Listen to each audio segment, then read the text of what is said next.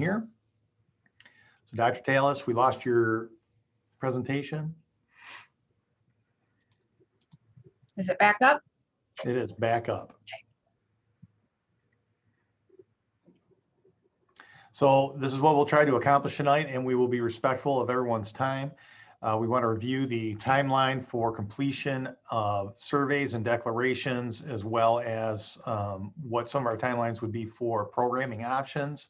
We want to talk a little bit about safety measures. If you're here this evening attending, my assumption is that you have a student that is participating in virtual programming or perhaps remote learning, and likely has not been here on site during our face-to-face instructional programming, and we'll want to hear a little bit about that. Some case statistics for our elementary schools, our BK-5 programs, a little bit about placements, and then we'll conduct a Q&A that'll be moderated by Dr. Tallis. In the meantime, if you do have questions and you want to put those into a Q&A, feel free to do those in the Q&A box. And I think that you find that by hovering at the bottom, your cursor at the bottom of your screen. And there is a Q&A section and a chat section. We'd like these to occur in the Q&A section. You can feel free to type those there, and then we'll try to hit those at the end of the presentation. So a little bit about our timeline. As you well know, the third marking period for Imlay City students ends on 3/26 with spring break from 3/29 through 4/2, and I think that is a welcome break that everyone is looking forward to. And then fourth marking period actually begins on April 5th and rolls through the end of the school year. You'll see there's an asterisk there next to the end of the school year, because like with every school year, we cannot completely attest to what our time requirements are going to be, how many days we'll be off. We feel relatively assured that that 6/16 will indeed be our last day, but we'll make sure that we keep parents informed as we get closer. We'll issue a survey link, and I believe it will be emailed to you as well after our presentation this evening, and we'll ask that parents complete that no later than March 17th. And for those of for who this applies, the notification of classroom placements, if students are returning face-to-face, will occur between March 24th and the 26th. So I want to review 3 programming options that we talked about. I think the last time we were together in this format. It's important to note, as it says on the slide, if you are currently 100% virtual, meaning if you are primarily receiving your instruction through our Edgenuity platform, as opposed to from an Imlay City teacher remotely, your virtual programming would continue as is through the rest of, or the end of the school year. If you have questions about that or concerns, you feel free to reach out to your building principals for more information. Under scenario 1, the number of students wishing to return, if that is more than 50% of a remote learning class, so these are the remote classes in which a Imlay City teacher is the proctor and providing the delivery of the instruction, your child's teacher will transition back to a face-to-face classroom. Students returning to face-to-face instruction would be placed with that current teacher or the teacher they've been working with. Students continuing with virtual learning will continue to use Edgenuity, and we'll have some teacher support, but not full-time remote teachers. They won't be available to students. So I think one of the things that's important here is to begin to consider the fall in our considerations for this spring's decisions. And one of the things that we know for sure is that an Imlay City teacher, we believe, offers the best, highest quality delivery and instruction, and that we believe that face-to-face, as we've run it for many, many years, is our most robust, rigorous, and best programming. I want to compliment our teachers that are working remote classrooms, because they have done phenomenal work, well beyond what, as a superintendent of schools, I could have expected under these conditions, and they've just knocked the ball out of the park, and I want to thank them for that. However, one of the things that I think parents may want to think about as they make election choices at this point in time is the possibility that we may all be back face-to-face in the fall. And if so, you have a prime opportunity to select into programming that will allow your child to hit the ground running in the fall, to have this transitional period in the spring of face-to-face and move in the fall. So that is scenario 1. Scenario 2, if the number of students wishing to return in face-to-face programming instruction from these remote learning classrooms is less than 50%, the students that wish to return face-to-face would transition into one of the current existing face-to-face classrooms at the appropriate grade level. Virtual remote students would continue their current remote with their current remote learning teacher following their current schedule. So these are for students that want to exercise that option. If less than 50% of the students in a remote learning classroom wish to return, but that is their parents' wish for them to do so, they'll be placed in a grade level appropriate classroom. Now, one of the things that's great here in my city is our teams of teachers work extremely close together, and they all offer high quality instruction, and they all cover the same standards and offer comparable, often teamed curriculum. So you need not worry about the transition from a curriculum standpoint out of the remote learning environment into face-to-face if you self-select.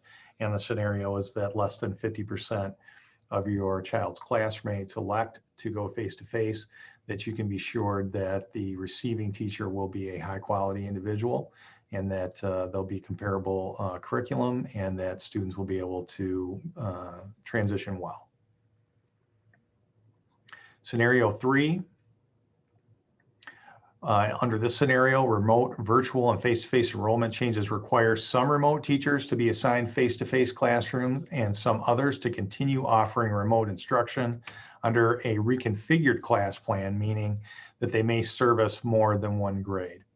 Remote options and teacher contact may change or be limited to fewer days during the week rather than the daily live teacher contact. More asynchronous learning, which would be either pre-recorded or items that would be delivered through Google Classroom or another online platform, would take place, and we would supplement students' learning with Edgenuity platform and instructional delivery.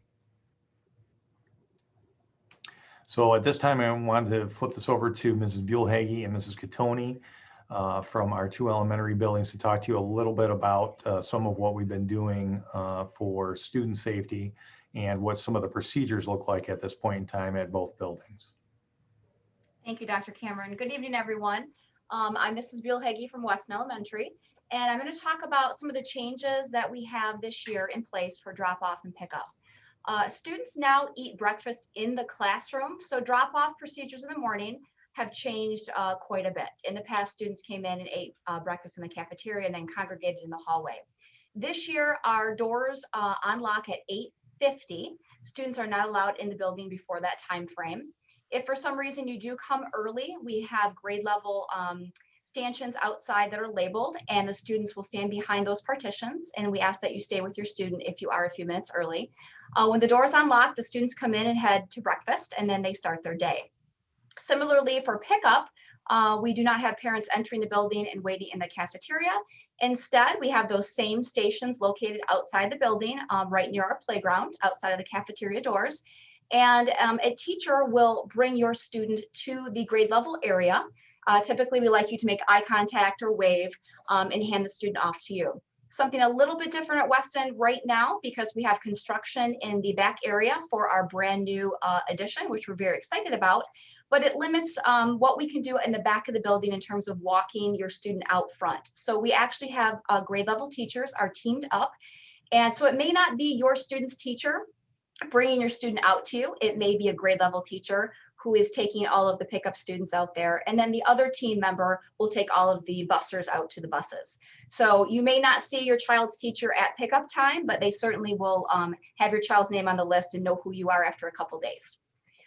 In terms of daily procedures, something that obviously is new this year, we have face mask requirements. So we do ask that your child wear a face mask at all times, except when they are eating breakfast and lunch. They do wear them outside at recess, in the classroom, when they attend specials, in the hallways, everywhere they go, buses, during pickup time. We find that the kids adapt to that quite easily. They're doing a fantastic job with it. The only thing that we do ask is you may provide an extra mask for your student that they can keep in their backpack or in their locker. We do have paper masks available in the office. We tend to have a lot of mask emergencies throughout the day. They break, they get accidentally thrown away in the trash at lunchtime. They get dirty, they get stepped on. So having a spare mask or two is something that we highly recommend for families to send in. Other than that, I'm going to turn it over to Mrs. Catoni because we have some very similar initiatives at both buildings and I don't want to be repetitive. So go ahead, Mrs. Catoni. Thank you, Mrs. Buell-Hagee. Yep. So just like Weston, same type of thing. Obviously, we're wearing masks throughout the day. We are all cohorting our students. So what that means is classrooms stay together with their other classmates throughout the entire day. So they aren't getting exposed to a lot of other people throughout the school day. Unfortunately, drinking fountains are turned off right now, but students are allowed to bring water bottles and have them with them while they're here at school throughout the day as well.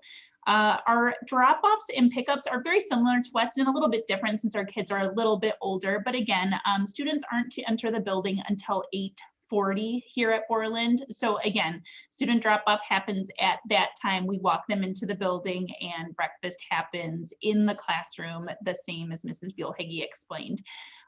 Pickup is similar, except with our kids being a little bit older, they're able to go out to parents just like they were before out in the parking lot. If there are any specific questions about the procedures and things that are happening in the buildings, I know Mrs. Buell-Hagee and myself are more than happy to answer any specific questions that pop up regarding that, but those are just some of the changes this year and things that we're doing to help keep the kiddos safe.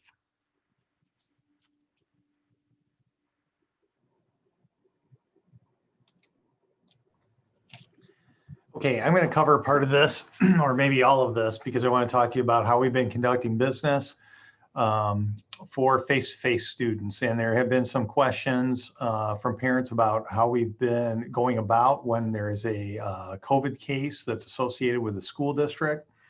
And I'll start with when are students identified as close contacts. So obviously we have, and I think we covered this previously, that when we have a student that is a COVID positive case, one of the first things we do after removing the student or working with the parent on that case, typically they're at home when we get results or when we find out about that, to make sure that they're quarantined. And then by the guideline of the Michigan Department of Health and Human Services and the Lapeer County Health Department, we have guidelines for quarantining close contacts. Now, at the elementary schools, especially the younger the age of the student, pretty much everyone is going to be a close contact. The students are cohorted together, as was mentioned, and we keep students together as much as possible with their classroom cohort.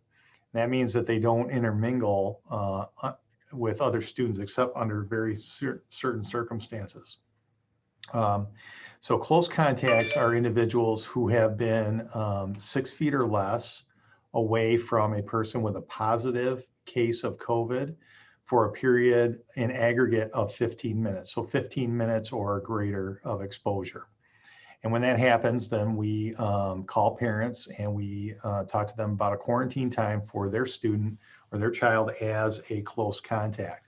Typically, those are about 10 days long. Now, we have specific guidelines and we can run the math on any scenario, but the exposure to the original student would be contact traced back 48 hours before the student in question had any symptoms, and then we would calculate that out. So that's typically been anywhere from 5 to 14 days, but I think 10 days is a good rule of thumb. We talk about individual student versus quarantines versus classroom quarantines. And if you have older children, and if they are face-to-face, or if you have friends that have students in face-to-face programming in the district at the middle school or at the high school, you know that quite often there are individual student quarantines because students there aren't cohorted.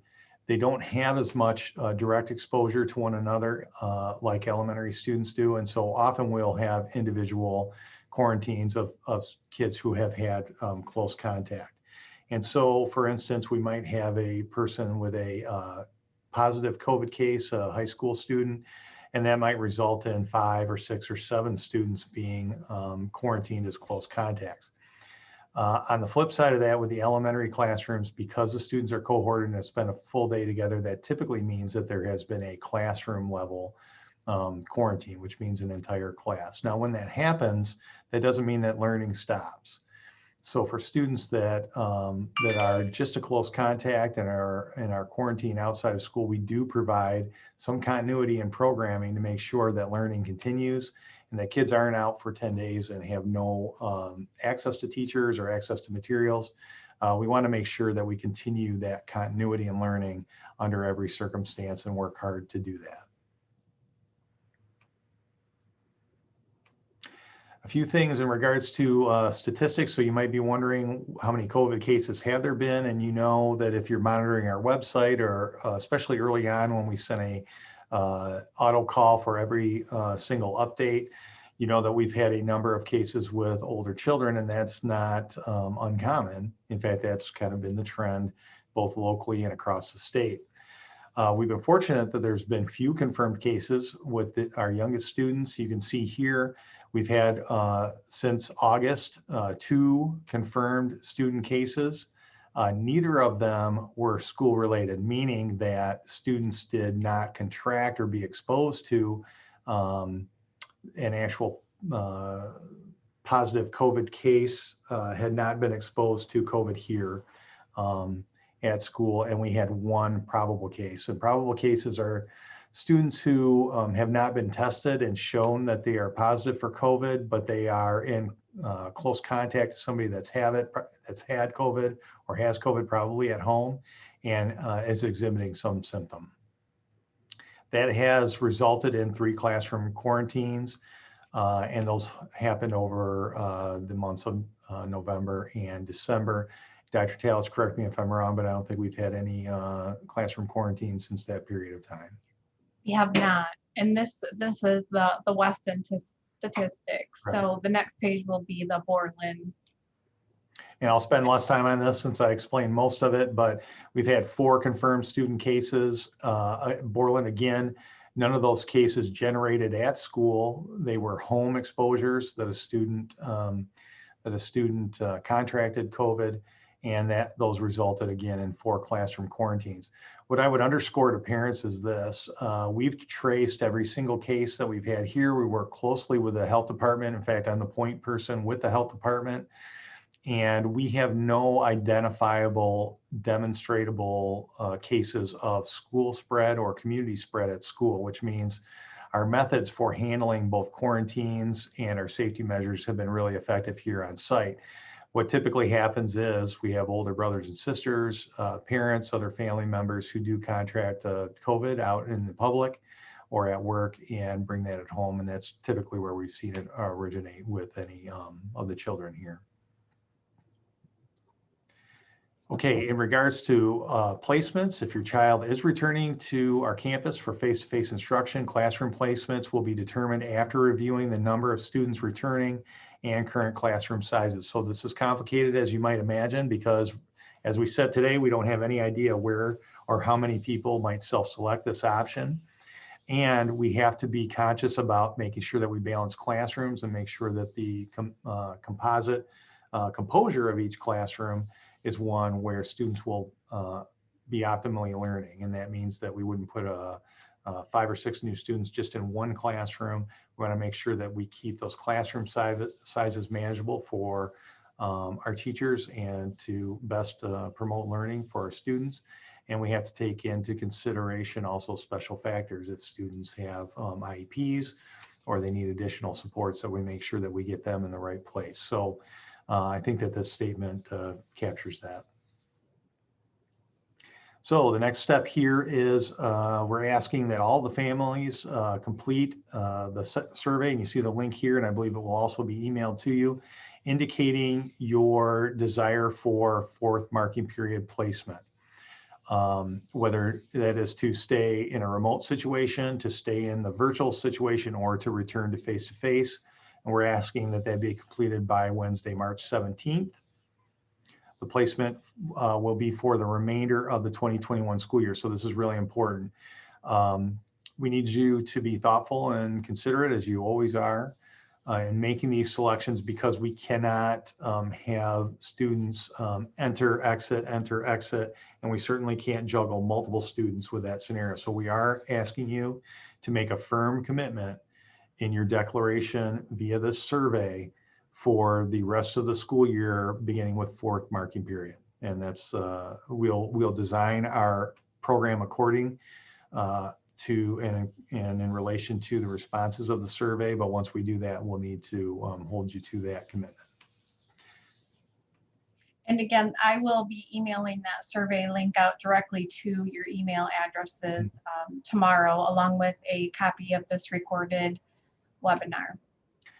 I'd like to mention too, you can see our contact information here. We did have a few parents that submitted questions for Q&A in advance, which was helpful. One of those was about masks, and another one of those questions was about safety protocols. So I will say this, I understand that a number of parents have selected into remote learning or virtual learning options because of a philosophical disagreement with mask wearing, or because of a health issue that they're concerned about. And you should know that there's no judgment here in regards to that. We're just here to teach kids and do the best thing that we can do by children.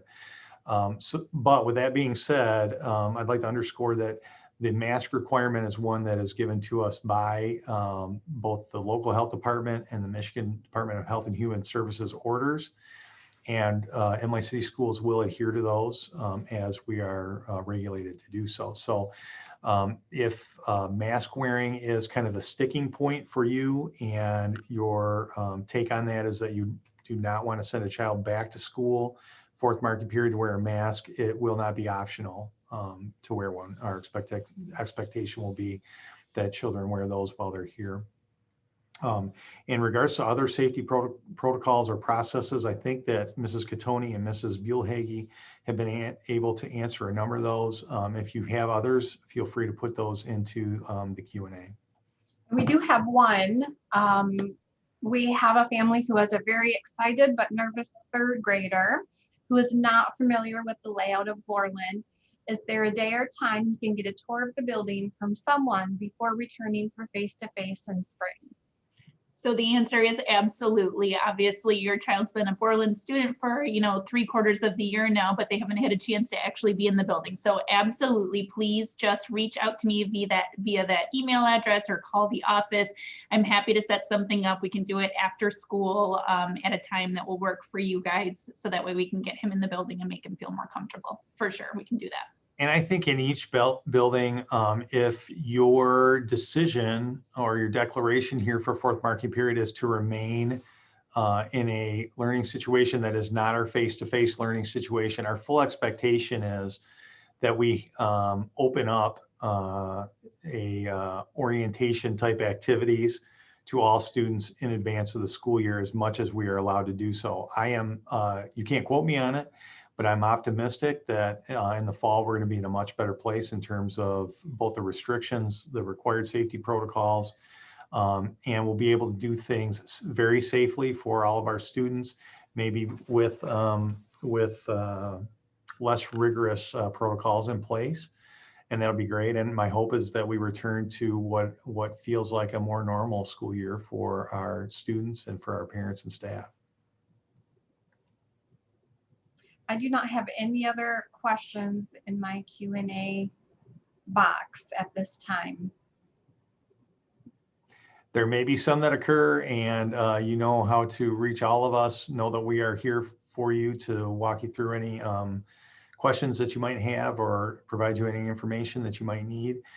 Again, I want to thank you for your participation. One of the things we love most about working here in the Emily City Schools is that we have really engaged, caring and thoughtful parents. And we know that this is a big decision and one that you might have some questions, and they might not all occur to you right here in this moment. So feel free to reach out to us and know that we're here to help.